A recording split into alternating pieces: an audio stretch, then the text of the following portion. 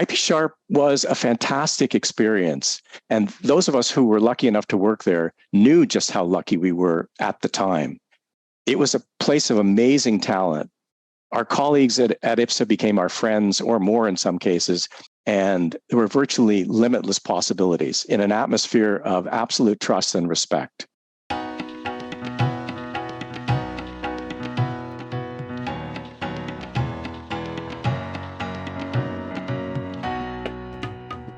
I'm Bob Terrio, and this is episode 90 of the Arraycast, a slightly different Arraycast. That was Leslie Goldsmith, the creator of 666 Box, the mailbox system that was the foundation of IP Sharp & Associates in the early 1980s. IP Sharp was a Canadian company founded in 1964. It offered services in computer time-sharing to major corporations and institutions, and it played an important role in bringing Canada into the digital age. As you'll hear on this episode, it was also a company founded on respect for employees and their abilities. In 1984, Whitney Smith interviewed Ian Sharp, Roger Moore, and employees of IP Sharp for the national CBC radio program Ideas. Whitney has generously made this audio available to us, and this episode will include some of that material, along with recordings drawn from previous Arraycast episodes. So, what is it like to join such an influential company? Liv Gibson recounts her first interview with Ian Sharp. So I arrive at the IP Sharp office one day for this interview, and I get introduced to Ian Sharp. And I go, oh my God, that's the name on the door. Ooh, so I was really intimidated by then. So anyways, I believe that his interview technique consisted of putting a light meter on his desk, and then he would describe APL to you. And if your eyes lit up enough, if they sparkled enough, you were hired. And I guess my eyes sparkled enough at the description of APL, so I was hired. And I had just come from the civil service, and I had 2 young kids, and civil service pretty full of bureaucracy. And I remember asking him the question, so what happens if I get sick? What's your sick day policy? He looked really puzzled, and he said, well, when you're sick, you stay home. And I said, oh, that's good, but how long can I stay home? And he was even more bewildered, and he said, well, until you get better. And that was sort of one of my introductions to what IP Sharp was like. It was not rule-bound. It did not have procedures. It was sort of fly by what made sense. Aside from adhering to rules of common sense, one of IP Sharp's advantages was its flat corporate structure. Bob Bernecki, a member of IP Sharp's implementer group, The Zoo, describes how this structure supported development of his talents in the computing community. When I got to IP Sharp, I was hired to do ostensibly, nobody at Sharp ever had very few people had job titles. There was Ian Sharp and there was everybody else. I learned APL using the Sharp APL system and was having trouble, this being my first APL program ever. It was really slow. And so I asked Roger Moore, who I was working for at the time. Roger's one of the people who created APL 360 for IBM. Roger was a very bright man, very extremely creative. And so I said, Roger, I got troubles here.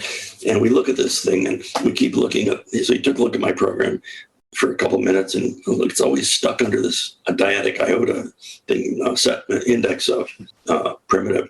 And he said, well, maybe it's doing a stupid n-squared algorithm. And I said, well, yeah, that's what I thought. Now what do we do? And he said, oh, can you drag me off and look at the source code? And we looked at it, and sure enough, that's what it was doing. And he said, okay, fix it. And that led to the first technical paper that I ever wrote on high-performance computation, which I gave at the EPL Congress in Copenhagen, 1973. And it's been downhill since then. In order to be successful, IP Sharp required more than a flat corporate structure, the APL language, and a fancy email system. It also required a clear vision of what services it should provide to its customers. For that vision, we turn to the president, Ian Sharp. I suppose we make money by providing through software some kind of value-added service to people who, by and large, have many more computers than we do, but perhaps have not had the software expertise, or in many cases not the communication software expertise to provide the software for themselves. So it's true that pretty well all of our customers have more computer resources and probably more people in the computer department than we do. But because of the specialized areas in which we've concentrated, these companies buy out part of their requirements. Leveraging expertise allowed the company to provide services to much larger companies. But how do you get customers in the first place? Lib Gibson explains. You know, it was interesting because IP Sharp, again, was different from other companies. I remember going and bidding for business at one company, and there were 3 competitors in the room simultaneously. And the others had 3 people. You know, they had the branch manager, the customer service manager, and the technical support people. And I was sort of there, you know, as Lib Gibson. And, you know, they would be asked questions like, what do you do in the case of bugs? And they said, oh, well, we have a procedure and we log it in this database and we do blah, blah, blah, blah, blah, blah, blah. And when it came my turn to answer, they said, well, what do you do with bugs? And I said, we fix them. And, you know, that was sort of typical of our young, naive approach to things. None of us had ever worked in a big company. We didn't have any of those procedures and protocols. We said what made sense, really. Vice President Roger Moore sums up the singular vision of the company. I hope that we are not in the business of playing vacuum cleaner salesmen. We shouldn't be selling computers or computer services. What we should be selling is solutions to problems. And if we can't do that, we shouldn't be in business. So you would expect a relatively small Canadian company to be working on relatively small projects. Jane Manette, U.S. Sales Manager, absolves us of that misconception. Well, one rather exciting application that we've gotten involved in within the last several months is an application that we've put together for an organization called the Institute of International Finance, better known as the IIF, headquartered out of Washington, D.C. And it is an association or a consortium of banks, approximately 200 banks from 40 countries around the world. Most of the world's major banks are a member of this institute. And the institute was founded last year. Really, the motivation was as a result of the debt crisis. And what happened was these banks around the world decided that it would be in their best interest to promote international banking if they pooled economic data on the LDCs, on the lesser developed countries. So these banks got together, pooled the data, and once they had the data, they realized, we need to put this data somehow in a centralized location and then disseminate the information that we've collected back out to our members worldwide. So how are we going to do that? There were articles about it in every major newspaper in the world. And our branch managers, being on the ball as they are, in mailbox, there was a flurry of messages saying, in the Helsinki Press, in the Singapore Daily, in the New York Times, there is an article talking about the formation of this institute, and it seems clear to us that they'll need a way to disseminate their data. So we all sort of had this idea simultaneously and went to speak with them. In addition to that, one of the people involved in the IIF was from Citibank, and Citibank is one of our data suppliers for another database that we carry on our system. So they, although he hadn't heard of us, he did get a recommendation through a colleague at his bank on the services that we provide. So we went to talk to the Institute, introduce our services, explain that we have a communications network that spans to 600 cities around the world, that we have offices in every major financial center, that we are in the database business, and that we can write the software for them, and that they should think about using a Canadian company to do it. And they decided that they would use a Canadian company to do it. Even though IP Sharp was performing on an international stage, it still had to keep in mind that it was not a large company. Once again, President Ian Sharp in conversation with Whitney Smith. I think we have to take advantage of the fact that we are small and not pretend that we are big, so that IBM would undoubtedly fall apart if they were to be run in the same kind of cavalier fashion that we are run. And at the same time, we would fall flat on our faces if we attempted to adopt the hierarchical management structure, say, of an IBM. And I only use them as an example. Their structure works very well for their size, and is probably necessary. They cannot have this anarchy or controlled anarchy, which we are certainly able to capitalize on. Someone in your company described the management style as a flat management style. Is this accurate? I don't think it's a flat management style, it's a flat management structure. Yes, we do not have very much in the way of a hierarchy, because we don't need one. A flat corporate structure also has knock-on effects, such as the elimination of excess paperwork. Liv Gibson recounts Ian's feelings about bureaucracy.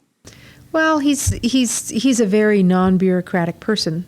He certainly doesn't like to have a lot of paper hanging around. I can remember when I first applied to Sharp, he interviewed me, and I came in from a civil service job with a great 10-page resume full of all the details, and he essentially said, well, what does it say? And sort of quizzed me about it a little bit and said, why don't you take it home and let it fill up your file cabinet?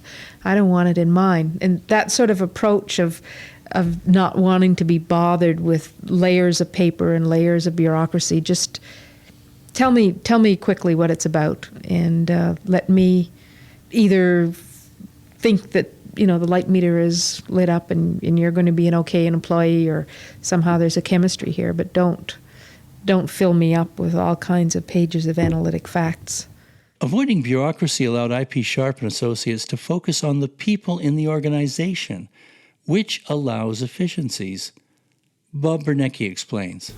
I think there's two things that make the corporate structure, or the that's a lousy word, but let's say corporate structure of IP Sharp different from other places.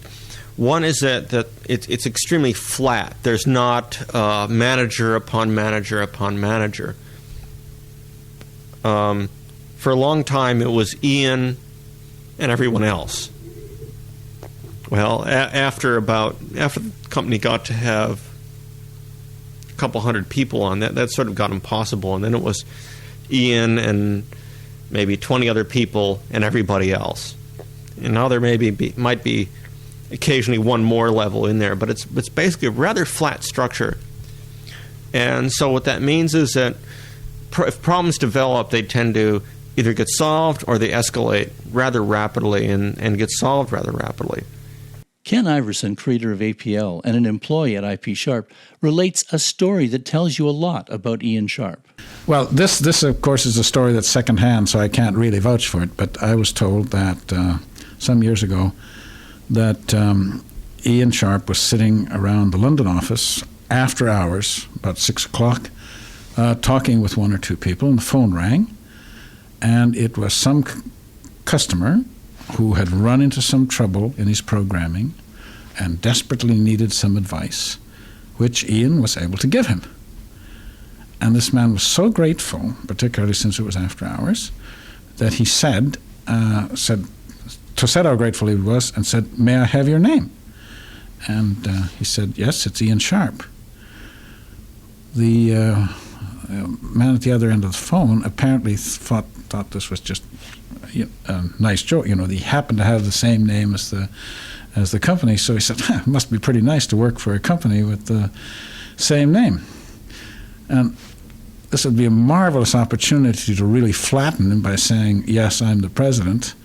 Instead, Ian said, "Yes, I suppose it is," and hung up. Small companies often have to live by their wits, and IP Sharp was no exception. Ian was certainly a clever negotiator, as we hear in this story related by Roger Moore to journalist Whitney Smith.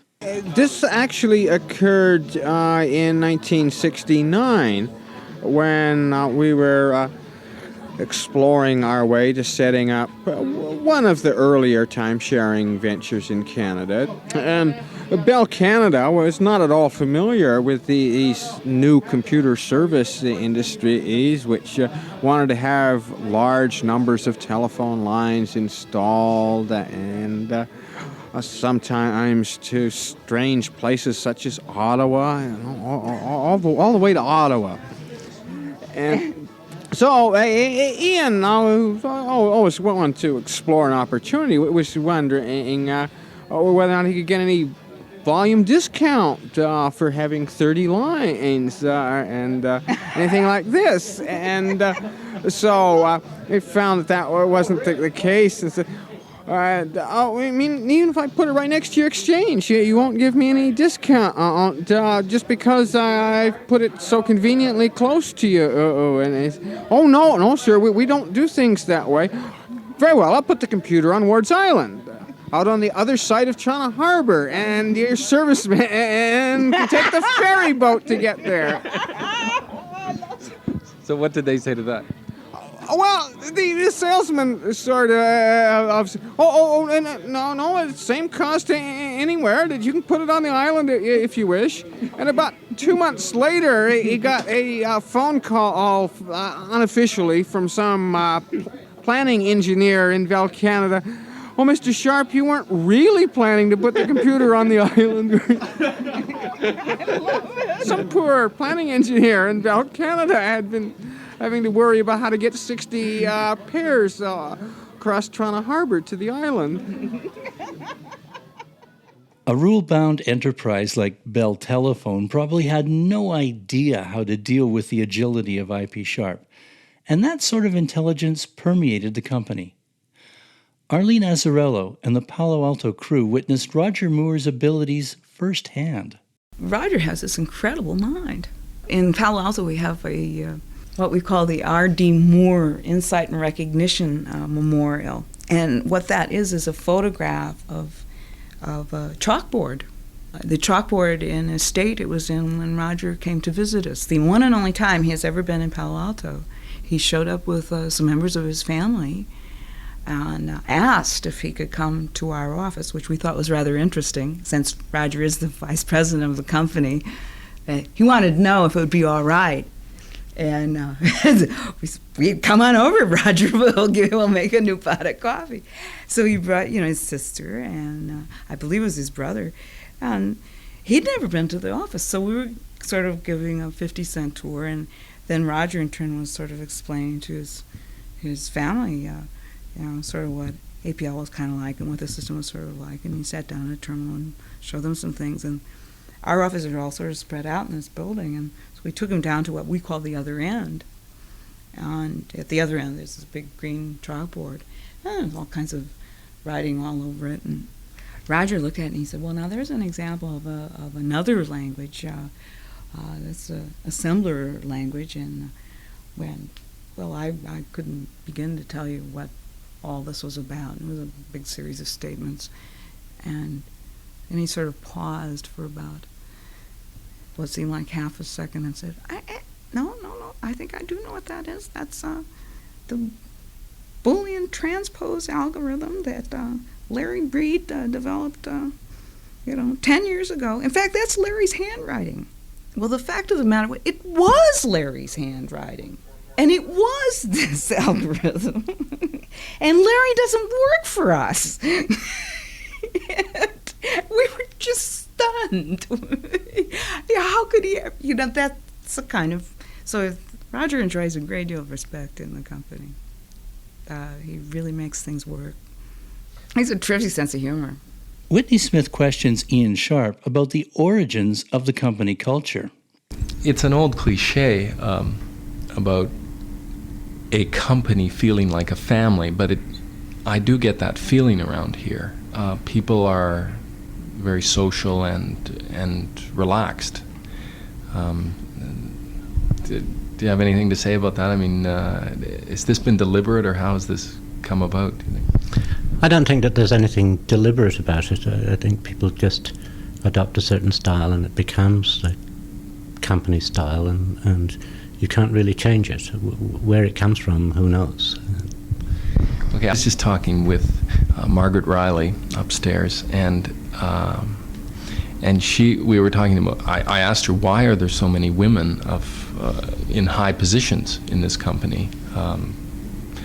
Because in most companies this size, there aren't a lot of women who have positions of such responsibility. Well, if I know Margaret right, she probably turned that around and said, why are there so many men in high positions in this company? Well, I'll pass that on to her. No, but what, can you explain that? No, it's sort of like asking why are there so many people in high places in this company. We don't openly differentiate between males and females. We're looking for people with particular talents and particular ideas, and some of them are female, I suppose, that by the law of averages, 50% of them should be. As one of the many women in positions of authority within the company, Lib Gibson held the title of zookeeper for the infamous IP Sharp Zoo.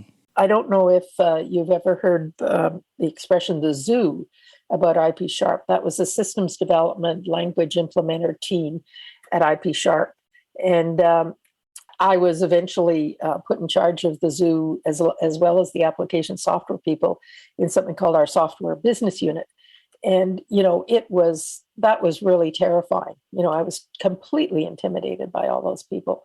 And I was such a feeble programmer compared to all of these people I was trying to manage. I knew just barely enough to not be snowed by all of them, but I would never categorize myself as a good programmer. I was a reasonably good understander of the problem. One day we got an opportunity to bid for some business with McGraw-Hill. McGraw-Hill owned the Platts oil newsletter and kept data on various indicators of the health of the oil industry. So Arthur Whitney, I had attracted to Toronto by then, and I asked Arthur to write a prototype to show these people what they wanted to do, a trading system for oil, crude oil and petroleum products. And crude oil and petroleum products are pretty hard to trade. It's not like currency where you just say, here's $1, give me a euro. You have to know the specific gravity. You have to know the sulfur content. You have to know what ship it was transferred across the ocean in. There's a whole lot of data. So it was a fairly complicated system. And so Arthur was going to write a prototype to do this demo for them. And a whole bunch of guys from New York were coming up, and I knew they were going to be, in these New York suits. So I took Arthur aside the day before, and I said, Arthur, by then he had adopted, by the way, the attire and personal hygiene habits of the zoo. And he rode his bike to work, and we had no shower at the office. So I took him aside and I said, Arthur, you have to take the subway, and you have to wear clean pants and a clean shirt. You don't have to wear a suit, but you have to come clean tomorrow. So he does his prototype demo, and he just blows McGraw-Hill away. And so afterwards, there's a little group of us who were at the demo who are kind of celebrating. And I said, and did you see Arthur even had a clean shirt on? And they looked at me and said, did you look at his feet? And I said, no, because he had no shoes and socks on. So that was Arthur's rebellion against one of the only instructions I ever gave him. And I realized that with programmers, you have to be very specific. Yes, Arthur Whitney was one of the many bright talents who passed through IP Sharp. People like Arthur enjoyed the freedom of working on the projects that interested them. The flip side of this is that if you worked at IP Sharp, you had to be able to be a self-starter. Direction was kept to a minimum. Ian's personal assistant, Roseanne Wild, explains. In my own relationship to management, I can't honestly say that it's prevented me from doing anything. I've been given a tremendous amount of latitude, and if anything, at the moment, I'm between projects. I've finished one area, and I haven't really started another one yet. And management has been quite, well, when you say management, in my case, it's Ian. And Ian has been quite more than reasonable in terms of giving me time to figure out the next thing that I want to do, which is how I feel about my work. He's giving me time to figure out what I want to do next. I think that in a place like IP Sharp Associates, the success is yours and the failure is yours as well. Arlene Azzarello created and published IP Sharp's documents, books, and newsletters. She notes that self-direction is not easy for everyone. Some people don't deal well without direction. It bothers them. They don't know where they fit in. They need to feel as if they're getting some kind of feedback. I guess it's like children who, often cry out for discipline. But the thing that I don't particularly like a lot of direction. I mean, to me, the fun is in creating and being able to, come up with my own ideas and actually execute them. So that's one of the things I really enjoy about the company. And I like my colleagues. I like working in a small office, and I like my colleagues. They're fun. We don't take ourselves too seriously. We're a pretty laid-back California-style office. Self-direction is not something that everyone is capable of. Ken Iverson recounts the thoughts of his son, Eric, on how it's possible that employees at IP Sharp seem to have this skill. Perhaps one comment my son made on this. He's worked for the company, I think, for about 15 years, much longer than I have.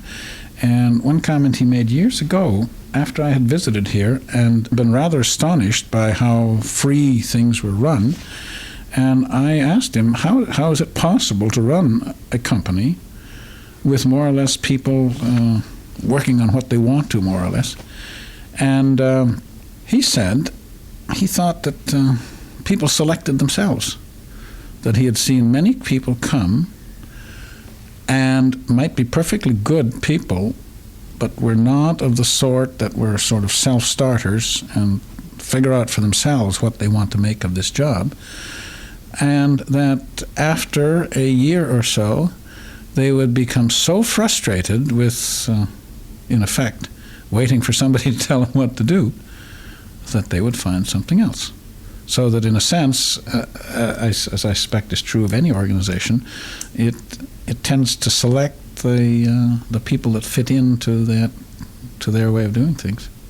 By having every employee focus on customer needs, a lot of managerial oversight is eliminated, and this is consistent with Ian's management style of employee empowerment. Arlene Azzarello had direct experience with Ian's leadership. Usually the response that you get from Ian is if you tell him about an idea you have or a project you want to do, you'll say, well, what do you think I ought to do about this, Ian? Here's this and that and the other, and what do you think I ought to do about this? And he usually says, use your own judgment. About the only kind of direction that you can definitely get out of him is if he really doesn't like what you're doing, he'll tell you to stop it. And of course, IP Sharp was a company built on a foundation of the APL language, but not every employee came in knowing APL, and Lip Gibson talks about overcoming the challenges of a very steep learning curve. I guess we'd been offering timesharing about 6 months, and I had joined Sharp. I had never known any computing before. Ian used to have a particular method of hiring people, which consisted of putting a light meter on the front of the desk, and he'd describe APL to you. And if your eyes lit up brightly enough, you were hired. And so, you really just had to show enthusiasm, not really a lot of previous knowledge. There weren't that many people who knew APL anyway. So I was sitting in the office, about 3 days after I joined, and Ian came down from Toronto and started to talk and said, how's it going? And I said, the big boss, I have to say something interesting. So we got talking, and finally I said, well, is there going to be a course in APL soon? And Ian said, oh yeah, there's one next week. And I said, oh good, can I attend the course? And he said, oh, I certainly hope so. We're counting on you giving it. So within about 3 or 4 days after I joined, I had to just sort of pick up the book and learn the language and then go out and teach the course. I think it was the best course I've ever taught, because in courses after that, I was always trying to sift through all this vast number of things that I knew and try to figure out what would be most interesting to the students. But that first course, I knew so little that I didn't have to choose what I would say. I could only say the few things that I knew. There was students would ask questions, and I wouldn't know the answers to them. So I'd rush up to a terminal and say, well, let's just try this on the terminal and see what the answer is. And then try to make up a reason why that was the logical answer. So that was one of my first introductions to Sharp's informal style, just hoping that people will cope when you throw them in at the deep end of a pool. And in general, most people have seemed to do that quite well. The company's success is based on employees who are fully engaged in their work, so that they want to work, not that they have to work. When IPSA was founded, I believe one of the founding principles of the company was that it was supposed to provide a place where it was fun to work, where people could have fun and make money at the same time. And I believe that is one of the day one things that was done, and we've attempted to maintain that as much as we can. Arlene Azzarello explores another side to the fun-work dichotomy. I can remember situations where we're just laughing so much that you almost feel guilty, because you say, wait a minute, is this work? Shouldn't I be paying them? I mean, are they really am I being paid to do this? Because there's some things that are just extremely humorous, and you really are playing with other people's minds and other people's brains via these machines. Whitney Smith attempts to get more insight into the company culture from Ian Sharp. Why do you run the company the way you do? Now, it has been said that you don't spend a lot of time in your office. You spend a lot of time circulating and walking around. What does this say? What does this mean? I suppose the company is run the way it's run because I don't know any other way to run it. I'm not very big on the management textbooks. We just try and do it the way that makes sense for the sorts of people that we have. APL creator Ken Iverson says there is more to Ian's method than meets the eye. It just seems to me the main thing is he has a practical sense and is not baffled by a lot of talk. And if he has any maxims, it tends to be things that are slightly ironic and negative. For example, his background was in operations research. He was one of the early people in operations research, which came to be called management science, So he knows what this stuff is, but he also likes to speak of management science fiction, and which I think reflects the correct thing, that those techniques were very much overblown and oversold, at least for a period. And so calling it management science fiction, I think, is a useful term. IP Sharp had a focus on customer needs, and employees followed the lead of their president, Liv Gibson. Well, again, as I said, Ian never gave me, I think he gave me 2 words of advice or 2 bits of advice in my entire acquaintance with him. But what I observed was that his style of management was really twofold. One was to be extremely customer focused. We were out to solve customer problems. And if it took longer than we thought, if it was more difficult than we thought, we had said we would solve the problem, so we would. I remember one time when a project at Morgan Stanley had gone way over budget. It was costing us a fortune, and some people in the company said, we should abandon this project. And Ian sort of went, but we told them we'd do it. We shook their hand. Of course, we're going to complete it. So there was an absolute commitment to the customer. And then the second thing was his management style was to simply match up a problem with a person. So an issue would come up and he would not figure so much, how could I solve this problem, as who could solve this problem. And then he would dangle that problem in front of the person and they'd be excited and they would go off and do it. So rather than, and I sort of adopted that management style when I had programmers that I needed to do something, I would simply say something like, the customer's trying to do this and they're really stuck because the software doesn't work this way. And, it would be really hard to fix that. And, the next morning they'd walk in with a solution. Whereas if I had said, go and fix this or implement a solution for this, they would have been less interested less motivated. So that was something I think that I really learned from Ian is just find the people and then present something to them as a challenge that they find irresistible. Because I would say there was a lot of leadership at IP Sharp, but virtually no management. Ken Iverson on Ian's management style. There's one part of that style, it seems to me, that Ian definitely does, and that is to not spend time in his office, but to wander around. And as a consequence, he does know what's going on, and he does have a great deal of opportunity to plant ideas like this. And I was fortunate enough to see this style once before in the professor at Harvard that I worked under. And it was very much the same sort of thing. He almost never stayed in his office. He was always around. And what that man knew was just incredible. You know, you don't need any communication devices or management structure or anything like that when a person has that kind of style. Roger Moore reiterates Ian Sharp's version of nerd sniping. Well, Ian has a particular style when he thinks that direction is required.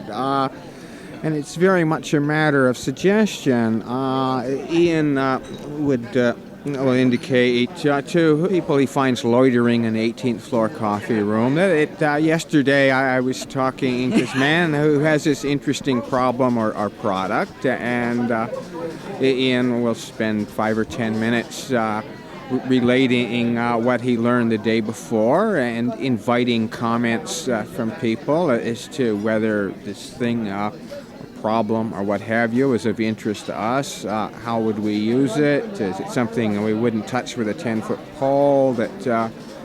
Is it something which we could trivially be involved with for very little labor? Is it worth pursuing? And Ian will tend to sort of describe things and walk away for a few days. If the idea is of any interest, secondary discussion will be generated in his absence, and they can come back in a few days and find out what several people think of it, and then make his own decision to forge ahead or abandon it. So would you say that this describes a kind of management philosophy? It's certainly a style. I'm not certain if I would call it a philosophy. And what advice would Ian give to his successor? Oh, I don't think I would presume to give that advice. I think people have to develop or adapt their own management styles. I would not expect anybody to do business the way in which I do business. They probably do it a lot better, but they do it differently. Some things would be better, some things wouldn't. Anybody who could be given and accept advice to adopt a particular style of management probably isn't management material in the first place. Liv Gibson explains the power that comes from listening to the customer. The company, I think, is in the business of doing something technical and tends to have a lot of analytic people around. There's still a lot of intuition takes a part in making the decisions about what we're doing. I mean, we're not a company that goes out and does a 3-month market survey to decide if we should take a particular path, but we're much more likely to talk to 2 or 3 of our most innovative, demanding clients who we find in the past have been good representatives of where the market's trying to go. Ask them their opinion and then come back and think about it a bit and synthesize what we've heard and go. And we often will have something done before other people would have completed their market survey. I think a lot of times people will look at Sharp and say we've had such enormous foresight in doing something or other. I think it's very rare that we've had foresight. It's just that we have such good reaction time that hindsight can look like foresight. And I think that's one of the things that's made us successful. Keeping up with technological developments is easier said than done, as Ian points out. So the major problems at the moment are to see the way in which technology is going, to do the development to coincide with the arrival of that technology, and hope that you're right.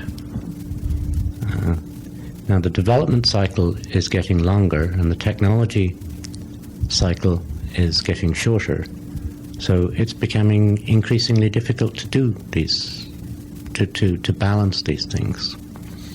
I don't know if that makes any sense. One of IP Sharp's biggest advantages was that it was a 1970s company using emails in ways that would not look out of place several decades later. Jane Manette and Bob Bernecki give their views on using the IP Sharp email system 666 box. I think to a degree the culture of the company is a function of the fact that we use electronic mail extensively. We are, it's a cliche, a paperless company. You see paper here, but a lot of people just print their mail on TV screens. We're a paperless company. We are a memo-less company. We have we have very few, relative to a lot of companies, meetings or committees. We have committee by mailbox. We have memos by mailbox. We have phone conversations by mailbox. Much of the decision-making process goes on through mailbox. Much of the input to decisions, for instance, input to decisions that Ian Sharp has to make, he gathers the information perhaps for his decision-making through the use of electronic mail, because some of the people involved in the decision may be on opposite ends of the earth, and we can all communicate on that topic using electronic mail. That ability is certainly one of the most powerful things in the company's favor, I think, about that gives it the rapid ability to deal with problems. Someone has a problem in Stockholm. They send a message to the group called ZDIS, which deals with distributed software problems, or just distributed software in general. The first person to see that problem, if they can solve the problem, they'll respond and copy the rest of the group on it, so 14 other people don't run off to solve the problem as well.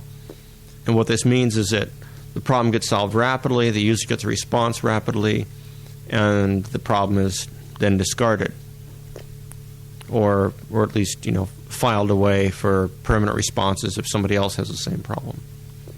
And that sort of approach to things works throughout the company as a whole, and I think reduces the amount of wheel spinning that goes on.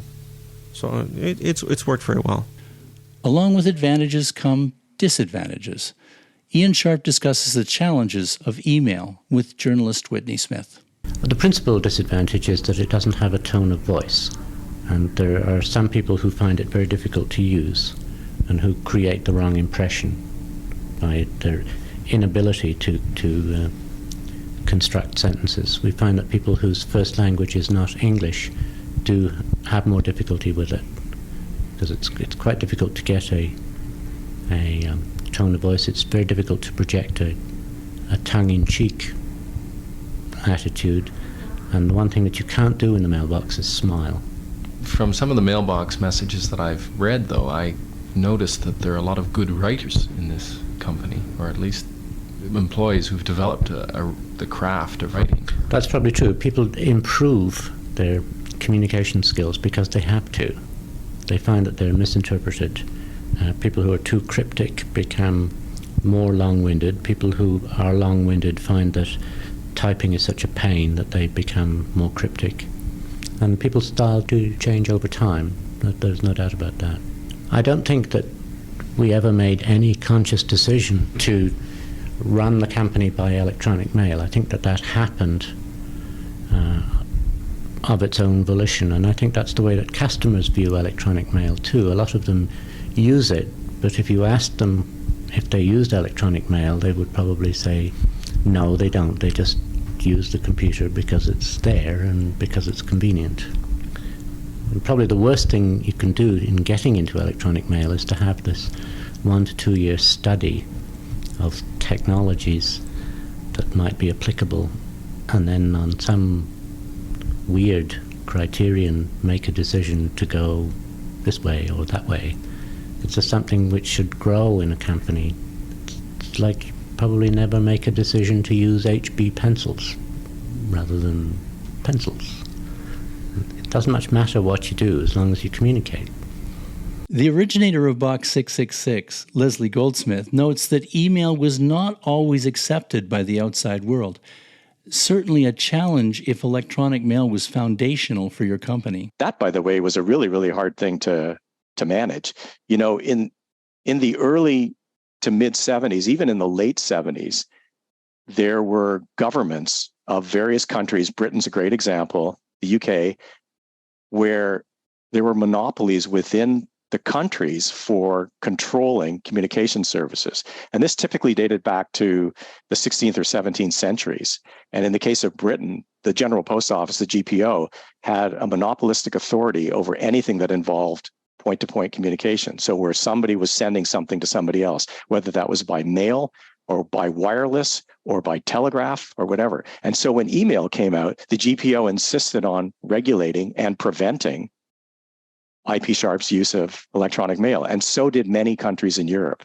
So in order to be able to offer email at the time, we had to convince each country one by one, and some other neighboring countries' precedent wasn't good.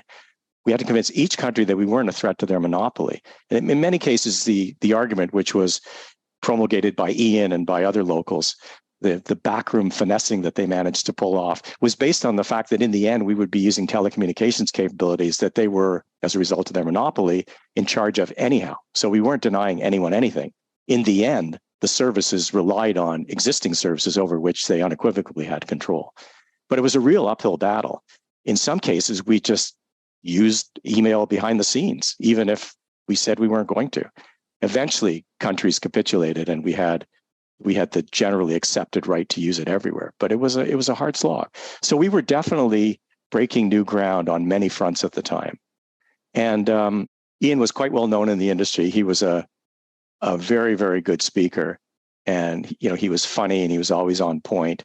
And as a result, he got to talk about computer business in general, Canada's role in it, IP Sharp, of course, at many conferences. So within a certain niche, I think it's fair to say we were very well known. But as far as the average person on the street was concerned, of course, we wouldn't have been, because they wouldn't have had any opportunity to use or even to think about using computer services in those days. All good things must come to an end, and unfortunately, that was true of IP Sharp as well.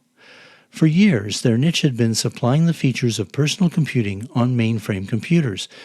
But in the 1980s, when actual personal computers appeared, the previous tools that IP Sharp supplied became less important. The writing was on the wall, but even as its primary business had started to fade, IP Sharp still possessed a valuable commodity. Gitte Christensen, past CEO of Dialog Limited and one-time IP Sharp employee, explains. So IP Sharp was sold to Reuters because Reuters started themselves with pigeons bringing news from Paris to London. And when they put electricity on that, they continued to do the same thing. They just sent the data, distributed it to its customers, and then forgot about it.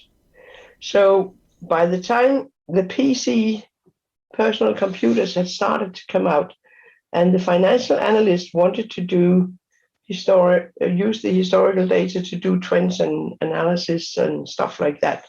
And Reuters had nothing because they'd thrown the whole thing away. But IP Sharp had it all because they had collected all these data in their time series storage. And so Reuters was interested in that data, bought IP Sharp, and didn't discover that they had bought a software shop as well. So they started spitting out the bits that they didn't like. The bits that Reuters didn't like became companies like Dialog Limited, Snake Island Research, Affinity Systems, J Software, and many others, because when you develop a culture of empowerment, it ripples, and employees do not want to stop working on their own projects. I hope that this episode has shown that a successful company does not have to be focused only on profit. Sometimes you can be successful by just looking after your customers and your employees and using that rarest of commodities, common sense.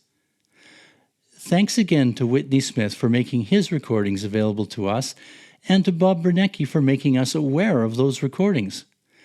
A longer version of Ian Sharp's interview is available at ipsharp.org. In following episodes of the ArrayCast, we'll feature more of these recordings of Ken Iverson talking about his views of the APL language, as well as a bit more about Ken himself, in his own words and the words of some people who worked with him at IP Sharp. Until then, happy Array programming, and we will leave you with the words of Leslie Goldsmith as he remembers his days at IP Sharp.